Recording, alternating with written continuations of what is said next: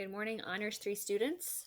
I know that we were supposed to Zoom today, but with my bad Wi-Fi, I thought it might be more productive to just walk you through Veldt like this, and then I'm going to give you some instructions for your assessment that you're doing tomorrow.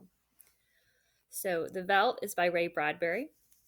So Fahrenheit 451, same author. This story is written in 1950, which again I think is just kind of crazy to think about the way he describes different ideas of technology. So obviously that's still his theme. This idea that we need to really caution against overuse of technology because it can really desensitize us and it can make us to where we don't fully understand the repercussions of what our hands do or what our actions do because we've just desensitized them through technology. I think that fully comes out in the story. So the first question is this happy life home truly a happy home? On the first page, it says they walk down the hall of their soundproofed happy life home. So we see in that happy life home that they have so much technology that will do everything for them. And it really kind of sounds like your Siri home, your whatever that other one is, Lexi home. I don't have any of those. That we can just speak and our home will do things for us. And it's becoming more and more that way. I mean, we even have vehicles now. The Tesla will drive for you. And so Bradbury's really cautioning against that is it really happy whenever we have so many things that will do everything for us? Is that really going to make us happy? And he would propose in the story that it won't, that somehow we will lose out on life if we have too much technology that will do everything for us. So then by the second page, you've met the family. We have George and Lydia as the parents. More significantly, we have Wendy and Peter as the kids. I don't know about you, but whenever I hear Wendy and Peter, the first thing I think of is Peter Pan. And so I think that's something to consider is why would Bradbury choose those names? Because as we saw in Fahrenheit 451, names matter. So why is he doing that? Then on the next page, page 3, as George and Lydia have recognized that something's not quite right with their nursery and their kids, they also start then reflecting on their own lives. And I think self-reflection is always good. We have time, more time than ever right now, to really reflect on who we are. Go sit on your porch, maybe work in your garden. Hopefully the firefighters don't come get you. So it says you smoke a little more every morning and drink a little more every afternoon and need a little more sedative every night. Sounds like Millie, huh? You're beginning to feel unnecessary too. So it raises this question of, do we need responsibilities to be healthy? If we have a society where everything is done for us and we start to feel useless, is that really healthy for us? Or maybe is good, hard manual labor healthy for us? I know I really enjoy a day when I can go out and work, when I can work in the farm or work in my garden or work in my flower beds. I feel better. When all this first started, it was about a weekend, and Catherine just was having a bad morning, and her comment was, Mom, I just feel useless.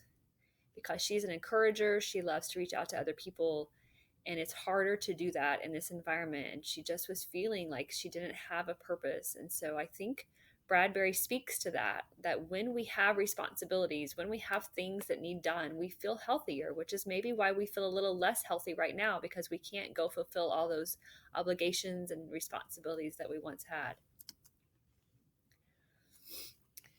Then it says, remarkable how the nursery created life to fill their every desire.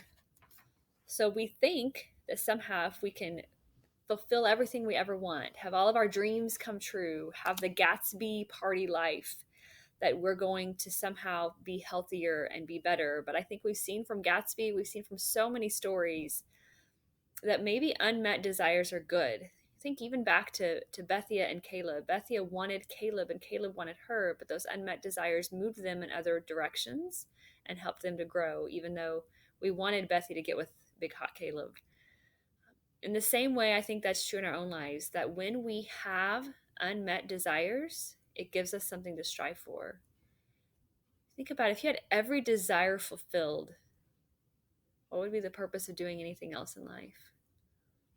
If we have everything we ever wanted just handed to us, we didn't have to work for it, then what's life really worth living? We've given the children everything they ever wanted. Is this our reward? Secrecy and disobedience. There's a lot of study of parenting in the last 50 years and how parents have moved towards trying to give their children what they want, what they ask for, a very child centered home. We read that piece from Steinbeck that mentioned that. And I think in some ways we do see that when we give children everything they want, when we give our friends everything they want, when we give anybody that we love everything they want, then they start to be a little spoiled and they take us for granted. So maybe they start to not do what we really want them to do. I have a typo, sorry. You've let this room and this house replace you and your wife and your children's affections. So they call up the psychologist. He says, burn the room, tear it down, let me see them every day for the next year. And then the crazy thing that happens as he goes away just for a short time, and then the parents don't listen again. And I think it's true what he says, that sometimes we let our things replace our people. A very wise friend of ours says, we should love people and use things. We should not use people and love things. So when we love people and we use things, we're healthier than whenever we love things and use people. And I think that's what this is getting at. So they said, what prompted us to buy a nightmare? And the answer is pride, money, foolishness. We follow the norms of our culture and do foolish things. And our pride to show other people that we're enough, that we can stand up to them. And then money. If you look back in U.S. history, the 50s, and we really became a wealthy nation, and it's really launched us into this long-term life of trying to have comforts, have entertainment, have fun. So then the question is, where do we go from here? Where do we go from here? What choices do we make? How do we choose to move on to something different? So I think that's what really stands out to me in the Veldt. I don't know if you liked the story or didn't like the story. I'm going to be posting a bell work for you to go do, so make sure you do that. In saying that, your job is to take these 3 stories we've read, Veldt, Lives, the Dead, and Daddy, and you're going to create a Flipgrid. It's going to be at least 2 minutes in length. I want it to be as interactive as you possibly can given the technology you have. So don't just record yourself talking into a screen, even if you have to act something out or write things on a whiteboard and show us doing that. Use little props if you can. Whatever you can. I'm going to stop there because I think there are lots of ways you can think outside the box. So what is something you can film that shows you reflected on the idea of struggle that I'm about to talk about? And also show me that you've read the 3 texts, you've thought about them, you understand them. So you do have to reference all 3 texts, but then also apply it to today. So here's your prompt. In America, we've built a dream for a life of luxury and comfort, even entertainment. But maybe what we need most are the struggles, because it's through hard times that we actually develop grit, integrity, character. Do you think this statement is valid? When you look at those texts, do you think that Veldt, Lives of the Dead, and Daddy would show us that it's the struggles that give us integrity, grit, and character? And then do you think that's also true considering COVID-19 crisis and what you're living through today? So then here's your rubric. You need to meet that time of 2 minutes. You need to address all 3 texts and show your understanding of them and your reflection of them. Apply it to today's world and be creative and engaging so that we're not bored. I'm not bored as I watch them.